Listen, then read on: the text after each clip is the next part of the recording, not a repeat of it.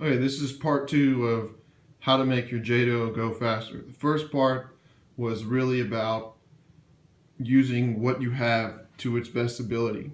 So by that I mean tuning your engine, needles, low speed and high speed, getting a good setup, getting your shift point adjusted well, as along with your slipper clutch tightness, and getting some good tires. Those are the fundamentals really of going faster, having this go faster.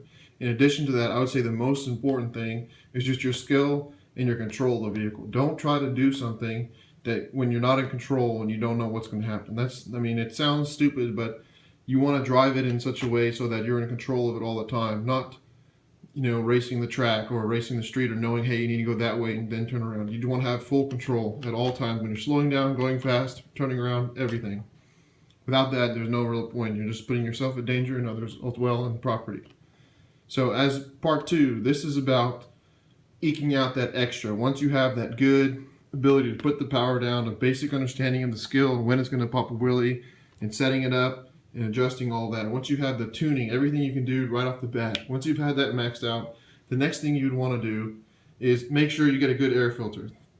Specifically, this carburetor here is very constricting. It's actually, if I did some research, and you'll come across the fact that this carburetor with this Traxxas 3.3 engine is actually designed for the 2.5, the 2.5R engine. So this is a 3.3 cc and this is a 2.5 cc designed for carburetor.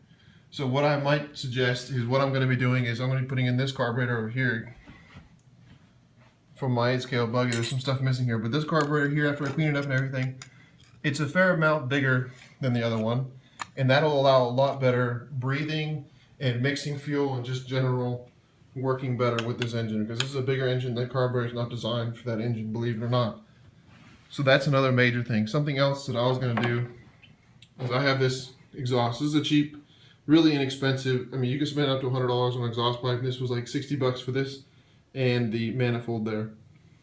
But the problem is it's a little big, so I'm going to have to do some kind of modifying, or maybe figure out a way. And also the manifold's not going to work because it has this weird shape, doesn't connect in the back, can't necessarily rotate the engine around, so that's not going to work out. But I'm going to try to figure out some way to have this work out, because this isn't the high speed, this is the mid-range exhaust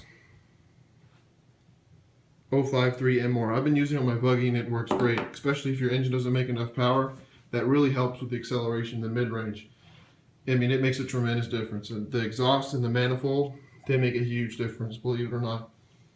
And I said the tires, that's another big thing. So basically, you're going to want to try to make more power, okay? Obviously, I mean, more power, more speed is common sense, but there's certain ways you can do it and there's certain ways you can't.